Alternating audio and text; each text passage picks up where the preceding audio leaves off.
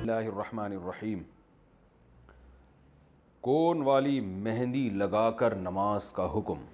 کیا کون والی مہندی لگانے سے نماز ہو جاتی ہے؟ محمد انس انڈیا سے۔ دیکھیے، مہندی جو ہے نا، کوئی بھی ہو، چاہے کون والی ہو، کوئی بھی ہو، اس کا اصول یہ ہے کہ جب باڈی پہ وہ لگی اور خشک ہونے کے بعد اگر اس کی لیئر ایک جم جاتی ہے جس میں پانی ٹرانسفر نہیں ہوتا، تو پھر اس کا مطلب ہے کہ اس میں وضو نہیں ہوگا، اور اگر پانی ٹرانسفر ہو جاتا ہے تو وضو ہو جاتا ہے۔ اب مختلف قسم کی مہندیاں آ رہی ہیں، کوئی ایک مہندی، کوئی ایسا حکم نہیں ہے میں بتا دوں کہ بھئی اس کمپنی کی مہندی جائز ہے، اس کمپنی کی جائز نہیں ہے۔ تو جو مہندی استعمال کرنا چاہیں اس کا ایک تجربہ کر لیں۔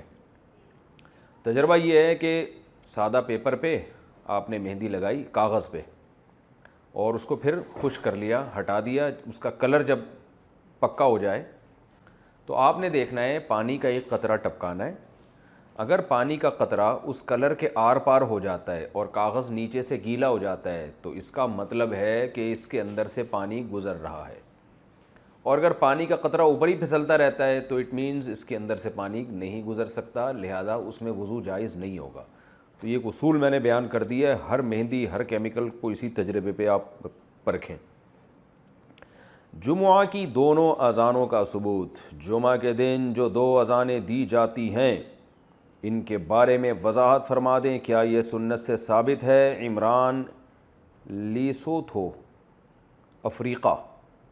اچھا، عمران تو ان کا نام ہے، لیسوتھو کوئی افریقہ کی جگہ ہے۔ جمعے کی جو دو اذانیں ہیں یہ رسول اللہ صلی اللہ علیہ وسلم سے ثابت نہیں ہے۔ آپ صلی اللہ علیہ وسلم سے صرف دوسری اذان ثابت ہے، پہلی اذان ثابت نہیں ہے۔ یعنی جب نبی صلی اللہ علیہ وسلم جمعہ کے دن ممبر پہ آیا کرتے تھے تو اس وقت مؤذن اذان دیتا تھا، حضرت بلال رضی اللہ تعالیٰ عنہ اذان دیتے تھے، تو وہ اذان ثابت ہے۔ اسی طرح حضرت ابو بکر کے دور میں، حضرت عمر کے دور میں بھی یہی سلسلہ رہا کہ ایک اذان ہوا کرتی تھی۔ حضرت عثمان رضی اللہ تعالیٰ عنہ کے دور میں جب آبادی بڑھ گئی اور وہ اذان کافی نہیں سمجھی گئی، اس کی وجہ یہ تھی کہ جیسے ہی اذان ہوتی تو بہت دور دور سے لوگ اگر پہنچتے تو ان کے جمعہ نکلنے کا خطرہ ہوتا، خطبہ نکلنے کا خطرہ ہوتا۔ تو حضرت عثمان رضی اللہ تعالیٰ عنہ نے یہ آرڈر دیا کہ ایک اذان تھوڑا پہلے دی جائے اور پھر ایک اذان بعد میں دی جائے۔ تو حضرت عثمان چونکہ خلفائے راشدین میں سے ہیں، اور صحیح بخاری صحیح مسلم کی حدیث ہے، آپ صلی اللہ علیہ وسلم نے ارشاد فرمایا، علیکم بسنتی وسنت الخلفاء الراشدین المہدیین، میری اور خلفائے راشدین جو ہدایت یافتہ ہیں ان کی سنت کو لازم پکڑو۔ تو حضرت عثمان خلفائے راشدین میں سے، پوری امت نے ان کے حکم کو فالو کیا، لہذا اس عمل کو بدعت کہنا یہ ناجائز ہے، اور اس عمل کو ختم کرنا بھی اب ناجائز ہے۔ اس لیے ناجائز ہے کہ اس پر پوری امت کا اجماع ہو چکا ہے، اور اجماع خود ایک مضبوط دلیل ہوتی ہے۔ کیا اپنے گھر جاتے ہوئے قصر کریں گے؟ اگر ہم راستے میں اپنے ہی گھر جا رہے ہوں تو قصر پڑھیں گے یا پوری نماز پڑھیں گے؟ حمزہ راشد انڈیا سے۔ حمزہ صاحب، جب آپ سفر سے واپس آ رہے ہوں اور اپنے گھر جا رہے ہوں جہاں آپ رہتے ہیں، تو آپ اگر 78 کلومیٹر دور سے سفر کر کے اپنے گھر کی طرف جا رہے ہیں تو آپ قصر نماز ہی پڑھیں گے، سفر والی نماز پڑھیں گے۔ لیکن جیسے ہی آپ اپنے شہر میں داخل ہو جائیں گے، جس شہر میں آپ کا گھر ہے جہاں آپ رہتے ہیں، جیسے ہی شہر میں آپ کی انٹری ہوگی، چاہے وہ ایک دن کے لیے کیوں نہ ہو، تو آپ پر پھر پوری نماز پڑھنا لازم ہے۔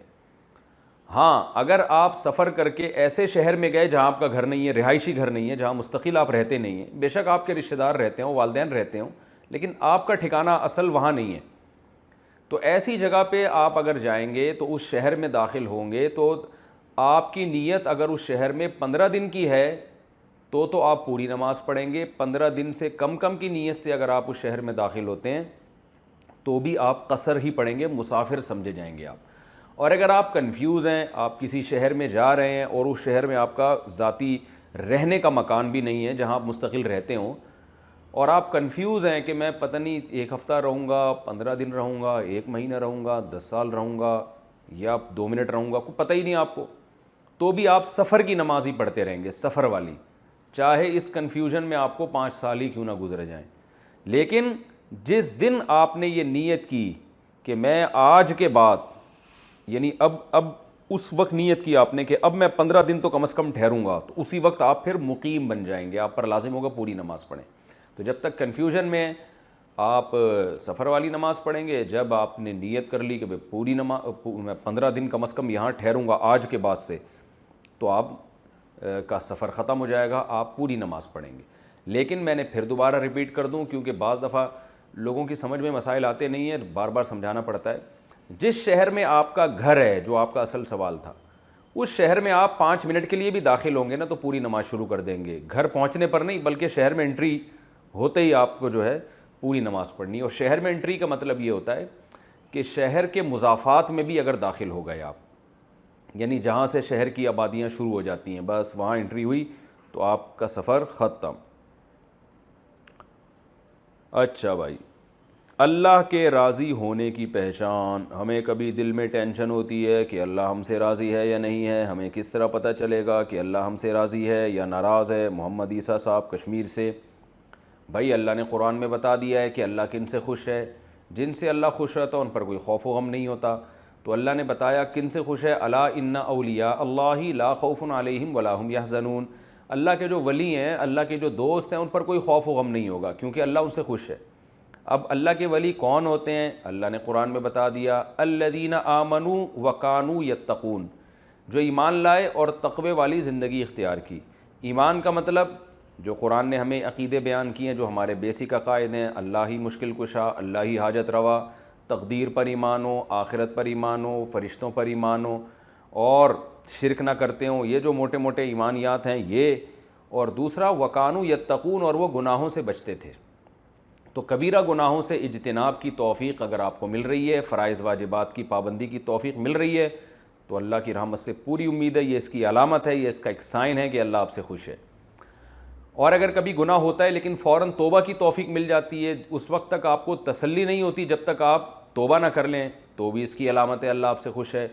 لیکن اگر معاملہ ایسا نہیں ہے، بلکہ آپ کبیرہ گناہ بھی کرتے ہیں، مثلا مرد ہے تو داڑھی کاٹتا ہے، عورت ہے پردہ نہیں کرتی ہے، یا فرض نماز آپ قضا کر دیتے ہیں جان بوجھ کر، یا چغلیاں غیبتیں کرتے ہیں، یا لوگوں کے پیسے لے جائیں تو پولیس سے بھی نہیں نکلوا سکتی آپ سے پیسے، آپ لوگوں سے جو معاہدے کرتے ہیں ان کو پورا نہیں کرتے، پیسے لیے آپ نے کہ بھئی میں فلاں تاریخ کو دے دوں گا، اور فلاں تاریخ آ گئی ہے، وہ بیچارہ آپ کے گھر کے باہر کھڑا ہوا پریشان ہو رہا ہے۔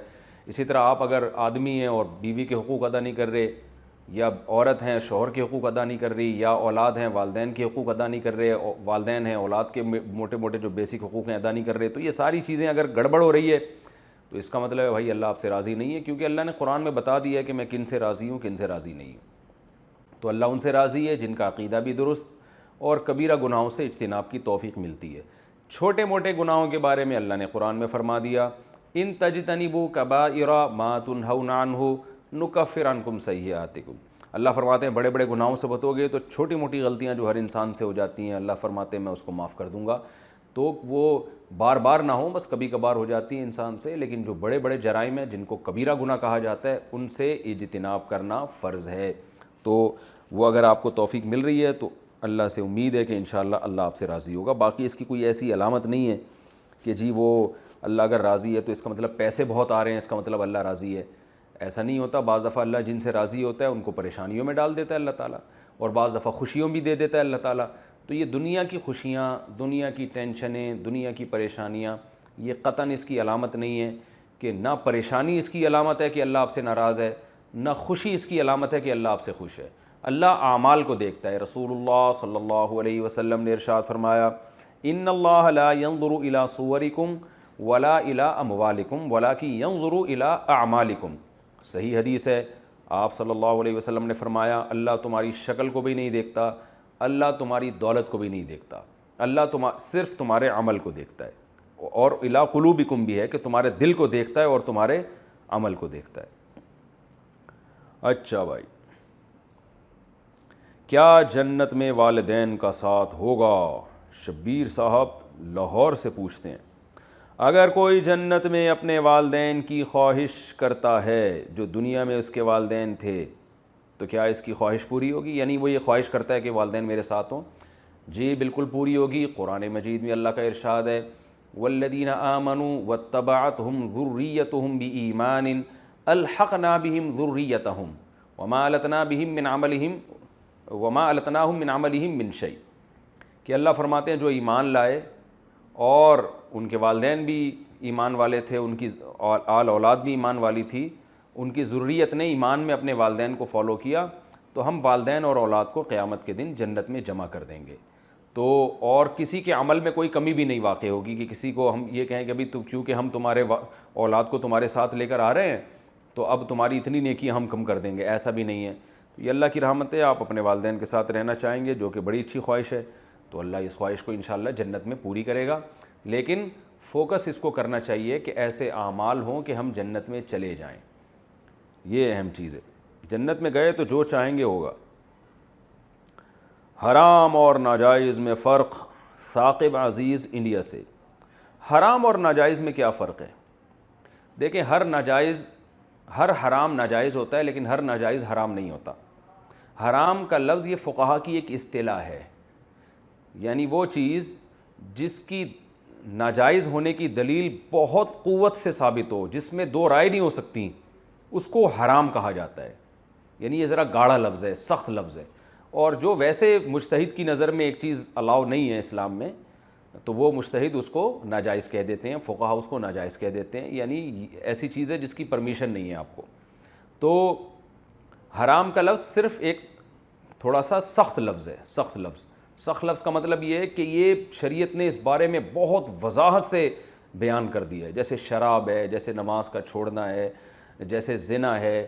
اب اس میں یہ تو نہیں ہوتا نا کہ کوئی اختلاف ہو فقہا کا، ایسا کچھ نہیں ہے۔ ناجائز کا لفظ تھوڑا سا ہلکا ہے، مفہوم دونوں کا ایک ہی ہے۔ یہ ناجائز کا مطلب بھی not allowed to do this, اور حرام کا مطلب بھی you are not allowed to do this. تو دونوں کا مطلب یہی ہے کہ آپ کو اس کی پرمیشن نہیں ہے۔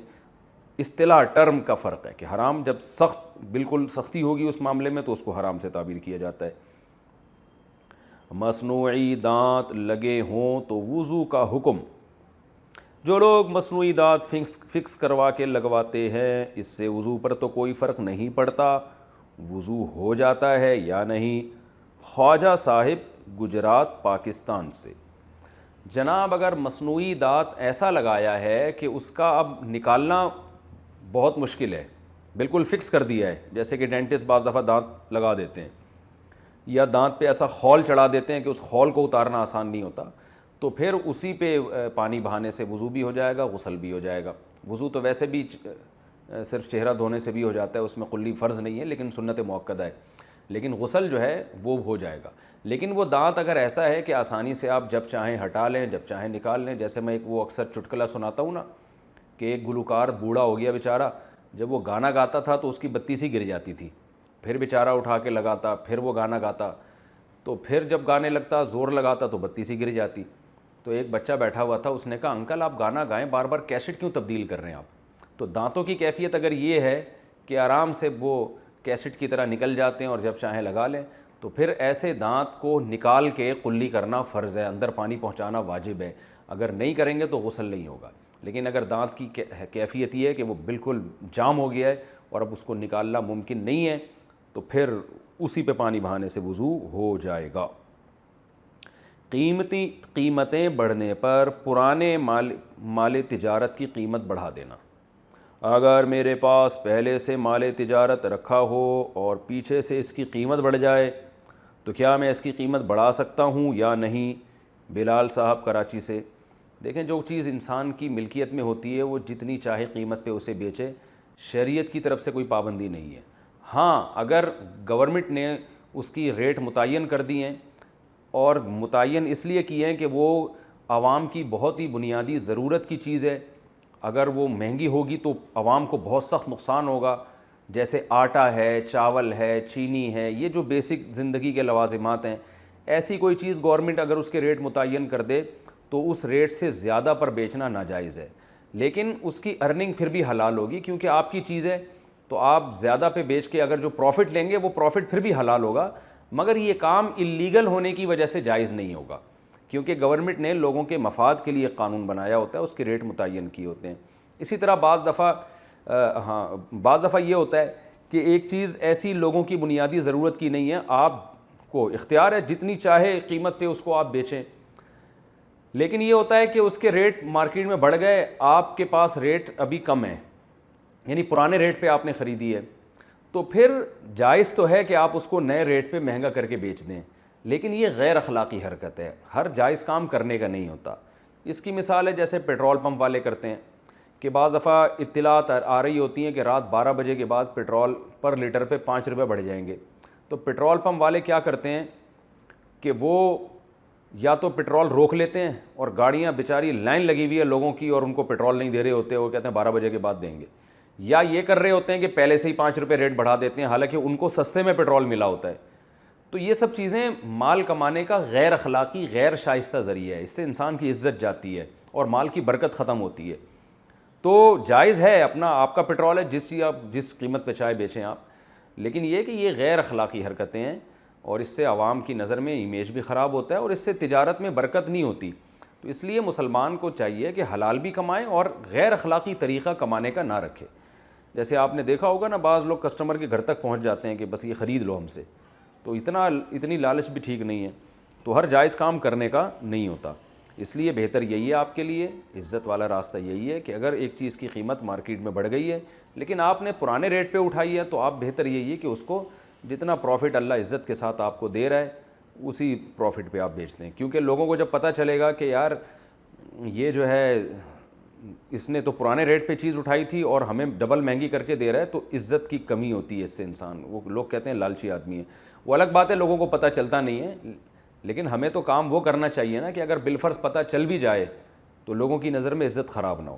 تو اس لیے بہتر یہی ہے کہ انسان جتنا مقدر میں اللہ نے لکھا ہے وہ انشاءاللہ اس کو مل کے رہے گا, عزت کے ساتھ جتنا پیسہ کما سکتا ہے کمائے, وہ غیر اخلاقی طریقہ اختیار نہ کرے. سنت اور نفل میں بلند آواز سے تلاوت کرنا. سنت اور نفل کی جو نمازیں ہم گھر پر پڑھتے ہیں, کیا اس میں زور سے قراءت کرنا جائز ہے یا نہیں؟ عدنان صاحب کلکتہ سے. دیکھیں, سنت اور نوافل جو آپ گھر میں پڑھتے ہوں یا مسجد میں پڑھتے ہوں, اگر یہ غروب آفتاب کے بعد فجر سے پہلے یعنی اندھیرے میں پڑھ رہے ہیں تو آپ جہرن تلاوت یعنی اونچی آواز سے تلاوت کر سکتے ہیں. شرط یہ ہے کہ کسی دوسرے کی نماز میں یا آرام میں خلل نہ واقع ہو رہا ہو, وہ ڈسٹرب نہ ہو رہا ہو. لیکن دن کی جو نمازیں ہیں سورج کے طلوع ہونے کے بعد سے لے کے غروب آفتاب تک, اس دن کی نمازوں میں آپ اونچی آواز سے تلاوت نہیں کر سکتے سوائے جمعے کی نماز اور عید کی نماز میں, تو اس کے علاوہ نہیں کر سکتے. تو جو سورج کے ڈوبنے کے بعد جتنے بھی نوافل ہیں یا سنتیں ہیں اس میں اونچی آواز سے تلاوت کی جا سکتی ہے. اذان کے بعد درود و سلام کا حکم. ہمارے گاؤں میں اذان سے پہلے اور اذان کے بعد صلاۃ والسلام پڑھا جاتا ہے, کیا یہ صحیح ہے؟ اس بارے میں رہنمائی فرما دیں. خواجہ صاحب گجرات پاکستان سے. دیکھو بھائی, اللہ کے رسول صلی اللہ علیہ وسلم نے جو ہمیں اذان بتائی ہے وہ اللہ اکبر سے شروع ہوتی ہے اور لا الہ الا اللہ پہ ختم ہوتی ہے. اس سے پہلے بلند آواز سے اسپیکر پہ درود پڑھنا یا اس کے بعد بلند آواز سے اسپیکر پہ درود پڑھنا یا یعنی بلند آواز سے پڑھنا, چاہے وہ اسپیکر پہ ہو یا بغیر اسپیکر کے, یہ آپ صلی اللہ علیہ وسلم سے ثابت نہیں.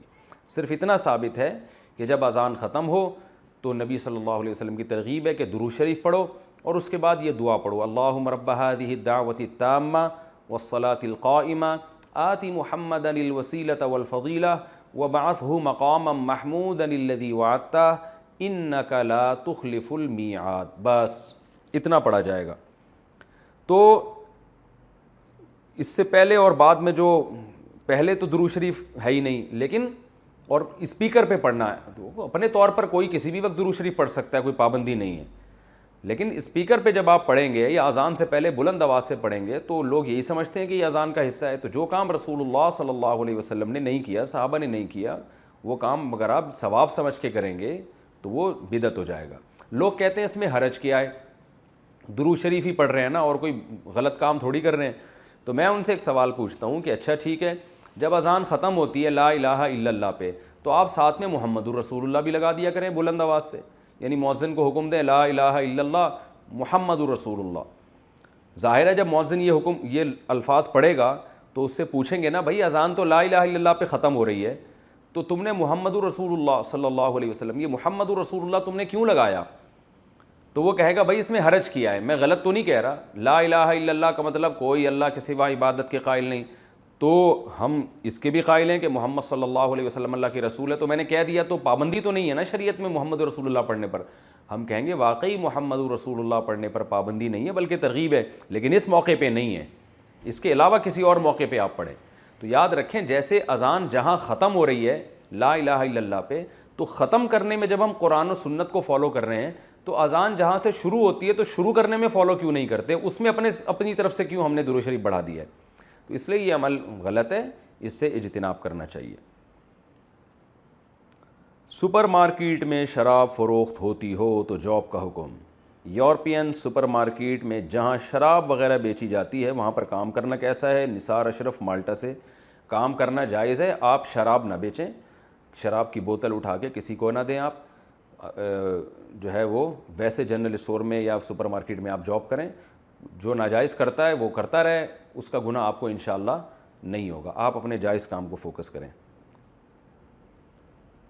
کون سے گناہوں سے ایمان ختم ہو جاتا ہے؟ تنہائی کے ایسے کون کون سے گناہ ہیں جس سے ایمان سلب ہو جاتا ہے؟ محمد رمیز انصاری انڈیا سے. دیکھیے گناہ سے ایمان سلب نہیں ہوتا, لیکن سلب ہونے کا خطرہ ہو جاتا ہے کہ ایسا نہ ہو کہ جب آپ بار بار گناہ کریں گے. پہلی بات تو یہ یاد رکھیں, گناہ کو اگر جائز سمجھ کے کیا جائے جبکہ شریعت نے واضح طور پر بتایا کہ یہ غلط ہے, تو بھی انسان کافر ہو جاتا ہے, اس سے ایمان ختم ہو جاتا ہے. جیسے کوئی نماز چھوڑے, قضا کرے اور بولے کہ اسلام میں نماز قضا کرنا جائز ہے, تو یہ کافر ہو جائے گا. کوئی شراب پیے اور کہے کہ اسلام میں شراب پینا جائز ہے, تو کافر ہو جائے گا, کیونکہ یہ اجماعی مسائل ہیں. لیکن اگر کوئی گناہ کو گناہ سمجھ کے کرتا ہے, اسے پتہ ہے کہ میں غلط کر رہا ہوں, تو وہ کافر نہیں ہوتا, گناہ گار ہو جاتا ہے. البتہ یہ ضرور ہے کہ حدیث سے ہمیں یہ پتہ چلتا ہے کہ ایمان کے اس مقام پر وہ نہیں رہتا, کیونکہ گناہ کرنے سے ایمان کی ویلیو کم ہوتی ہے. انسان جب بار بار اللہ کی نافرمانی کرتا ہے اور پھر شیطان اس کے دل میں کہتا ہے دیکھ اگر اللہ ہوتا تو تجھے اس گناہ پہ سزا دیتا, تجھے تو کوئی سزا نہیں مل رہی, تو آہستہ آہستہ آہستہ آہستہ انسان کا اسلام پر سے اعتماد ختم ہوتا ہے. حالانکہ اللہ جو مہلت دے رہا ہے یا تو اس لیے دے رہا ہے کہ اللہ کی رحمت ہے کہ تمہیں توبہ کی توفیق مل جائے, یا اس لیے دے رہا ہے کہ اللہ ڈھیل دے رہا ہے کہ آخرت میں اکٹھا پکڑوں گا میں. تو یا تو یہ ڈھیل کی وجہ سے مہلت مل رہی ہے یا اللہ کی رحمت کی وجہ سے. یہ اللہ کا قاعدہ ہے کہ بسا اوقات وہ فوراً نہیں پکڑتا گناہ پہ, مہلت دیتا ہے, لیکن شیطان وسوسے ڈالتا ہے, پھر گناہ آسان ہو جاتا ہے انسان کی نظروں میں, تو اس سے اسلام کی ویلیو ختم ہوتی ہے. تو بعض دفعہ ایسا ہو جاتا ہے کہ پھر موت کفر پہ ہوتی ہے, انسان واضح لفظوں میں اسلام کا اور اللہ رسول کا انکار کر دیتا ہے. تو گناہ, کوئی بھی گناہ ایسا نہیں ہے جس سے ایمان ختم ہو جائے, لیکن ایمان کے خاتمے کی طرف لے کر ضرور جاتا ہے گناہ اگر انسان اس سے توبہ نہ کرے. یعنی خطرہ اس بات کا ہوتا ہے کہ یہ آپ کو ایمان سے دور نہ کر دے کہیں اور ایمان ختم نہ کر لے, چھین نہ لے. تو یہ ہر گناہ میں طاقت ہے, جو جتنا بڑا گناہ ہوگا اس میں یہ طاقت اتنی ہی زیادہ ہوگی. نکاح کے کتنے عرصے بعد رخصتی کریں؟ کیا نکاح کے 2 سال بعد رخصتی اور ولیمہ کر سکتے ہیں کیونکہ بچوں کی عمریں ابھی کم ہیں اور وہ پڑھ رہے ہیں؟ ہیں بھائی, جب نکاح ہی نہیں ہوا تو بچے کیسے ہو گئے؟ عبد الغنی صاحب انڈیا سے پوچھ رہے ہیں. دوبارہ سوال پڑھتا ہوں, کیا نکاح کے 2 سال بعد رخصتی اور ولیمہ کر سکتے ہیں کیونکہ بچوں کی عمریں ابھی کم ہیں اور وہ پڑھ رہے ہیں؟ عبد الغنی انڈیا, میرا خیال ہے ان کا مطلب یہ ہے کہ والدین پوچھ رہے ہیں کہ ہمارے بچے ابھی پڑھ رہے ہیں تو ہم اپنے دوسرے بچے کے نکاح میں تاخیر کر سکتے ہیں, یعنی رخصتی میں تاخیر کر سکتے ہیں. دیکھیں نکاح بھی جلد کرنا چاہیے, رخصتی بھی جلدی کرنی چاہیے. کوئی واقعی شرعی عذر ہو تو رخصتی میں تاخیر میں کوئی حرج نہیں ہے. تو یہ جو مسئلہ ہے نا کہ بچے پڑھ رہے ہیں تو بچوں کے پڑھنے, تو نکاح میں یاد رکھیں پڑھائی میں رکاوٹ نہیں ہے. نکاح کر دیں, بچہ پڑھتا رہے گا, بلکہ اور اچھی طریقے سے پڑھے گا, انسان کا بچہ بن کے پڑھے گا وہ. ورنہ وہ یونیورسٹی میں کالج میں آنکھ مٹکے کرتا رہے گا, لڑکیوں سے دوستیاں لگاتا رہے گا, اس میں خواہشات پیدا ہوتی ہیں جو انسان کی نیچر ہے. آپ نیچر سے تو نہیں لڑ سکتے نا, تو آنکھ مٹکے کرے گا اور الٹی سیدھی حرکتیں کرے گا, پڑھائی میں دلچسپی نہیں لے گا. نکاح ہو گیا تو انشاءاللہ اس کی ایک جائز خواہش پوری ہو جائے گی, اس کے جذبات کو تسکین مل جائے گی. 24 گھنٹے کوئی بیوی کی خدمت میں تھوڑی لگا رہتا ہے, لوگوں نے پتہ نہیں کیا بنا لیا ہے. میں نے تو بہت سے لوگ دیکھے ہیں جو نکاح کے بعد جنہوں نے پڑھنا شروع کیا ہے, اور نکاح کے بعد وہ زیادہ ترقی کی ہے انہوں نے پڑھائی میں, ریسرچ میں. یہ جتنے دنیا میں بڑے بڑے لوگ پیدا ہوئے ہیں سارے کمارے تھوڑی ہیں, یہ یعنی بڑے بڑے لوگ جنہوں نے سے اللہ نے بڑے بڑے کام لیے، تو بچے پیدا ہونے کے بعد میں جو آج کل دن بھر اتنے مصروف رہتا ہوں، اور کبھی وہاں بیان، کبھی وہاں بیان، کبھی ادھر کوئی تحقیق، کبھی کوئی ادھر تحقیق، تو اور اتنے سارے اسفار، تو میں بھی الحمدللہ سب کو پتہ ہے شادی شدہ ہوں، میری اولاد ہے، تو یہ ہم نے اپنے دماغوں پہ خام خواہ میں مسلط کر لی ایک چیز کہ نکاح ہو جائے گا تو کسی کام کے نہیں رہیں گے۔ ایسا نہیں ہے، کام کا آدمی بنتا ہی نکاح کے بعد ہے، نکاح نہیں ہوتا تو کسی کام کا نہیں ہوتا سوائے ایک کام کے، اور وہ ہے بس ہر وقت دماغ میں الٹے الٹے خیالات۔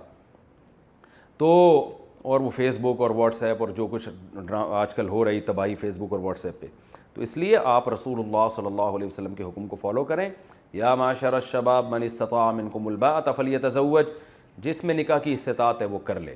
اور اللہ کا قرآن میں حکم ہے انکحوا الایام منکم، جو بے نکاح ہوں ان کا نکاح کرا دیا کرو۔ اللہ نے یہ نکاح کہ تعلیم میں اگر رکاوٹ بن رہے ہیں تو نہ کراؤ، ایسا نہیں ہے، نکاح کرا دیں۔ اللہ سے امید رکھیں کہ انشاءاللہ تعلیم میں یہ چیز رکاوٹ نہیں بنے گی، بلکہ تعلیم میں، ایجوکیشن میں معاون اور مددگار بنے گی یہ چیز۔ باقی فی نفسی ہی جتنی چاہے تاخیر کریں، لڑکی راضی ہو اگر تاخیر پہ، لڑکی والے تو ٹھیک ہے، اور دونوں راضی ہوں تو بذات خود کوئی فرض نہیں ہے نکاح کے فوراً بعد رخصتی، 10 سال تاخیر کر دیں، 20 سال تاخیر کر دیں، بڑھاپے تک تاخیر کر دیں، کوئی گورنمنٹ کی طرف سے بھی کوئی پابندی نہیں، اللہ کی طرف سے بھی، شرط یہ ہے کہ گناہ سے بچت ہو رہی ہو۔ لیکن یہ کام پسندیدہ نہیں ہے، میں نے بتایا اسلام نے اس کو اچھا نہیں سمجھا، ناپسند کیا ہے، اور آپ صلی اللہ علیہ وسلم نے بہت شدید ترغیبات دی ہیں۔ اس لیے کہتے ہیں کہ نکاح سنت مؤکدہ ہے، ظاہر ہے نکاح سے مراد رخصتی والا نکاح ہی ہے، سنت مؤکدہ ہے، تو ایسا آدمی قابل ملامت ہے جو نکاح نہ کرے یا نکاح کر کے اس میں بلا وجہ تاخیر کر رہا ہو۔ تو سنت مؤکدہ یہی ہوتی ہے کہ جس کو آپ چھوڑ دیں تو قابل ملامت ہوں، یعنی ملامت کا مطلب لوگ چلتے پھرتے اس کو بولیں گے بھائی کیا ہو گیا، تو شادی کیوں نہیں کر رہا، بھائی تیرا دماغ صحیح ہے، تو مسلمان ہے کیا کافر ہے غیر مسلم ہے کیا ہے بھائی، یہ تو گورے کرتے ہیں 40 سال کی عمر میں، تم کیا ہو گیا، تم تو مسلمان ہو۔ اس کو بھی تانے ملنے چاہیے، اس کے ابا اماں کو بھی ملنے چاہیے۔ سنت مؤکدہ کہتے ہی اس کو ہیں کہ اگر اس کو چھوڑ دیا جائے تو قابل ملامت ہو انسان، تو حرام کبیرہ گناہ نہیں ہوگا لیکن قابل ملامت ہوگا، تو ملامت لوگوں کو چاہیے کہ کیا کریں، کیا ہو گیا ایسے ابھی تک کیوں گھوم رہے ہو۔ تو یہ ہے جی سجدے میں دعا کرنے کا طریقہ، سجدے میں دعا کس طریقے سے کی جاتی ہے اس بارے میں رہنمائی فرما دیں ریحان صاحب اتر پردیش سے۔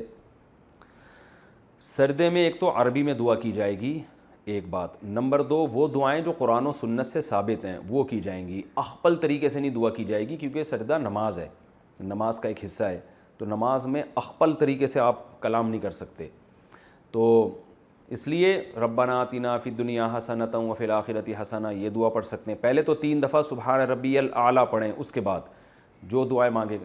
اور ہمارے نزدیک یہ نوافل اور سنتوں میں ہے، فرض نماز میں صرف سبحان ربی الاعلیٰ ہی پڑھنا چاہیے، اور چاہیں تو اس کو لمبا کر دیں آپ، لیکن فرض نماز میں بھی دعا مانگی جا سکتی ہے، لیکن بہتر یہ ہے کہ اس میں صرف سبحان ربی الاعلیٰ، کیونکہ رسول اللہ صلی اللہ علیہ وسلم نے سبحان ربی الاعلیٰ کے بارے میں فرمایا اجعلوہ فی سجودکم، یہ کلمات اپنے سجدوں میں پڑھا کرو، تو اس لیے فرض نماز میں بہتر یہی ہے کہ صرف سبحان ربی الاعلیٰ پڑھیں، لمبا سجدہ کرنا ہو تو بار بار پڑھیں آپ۔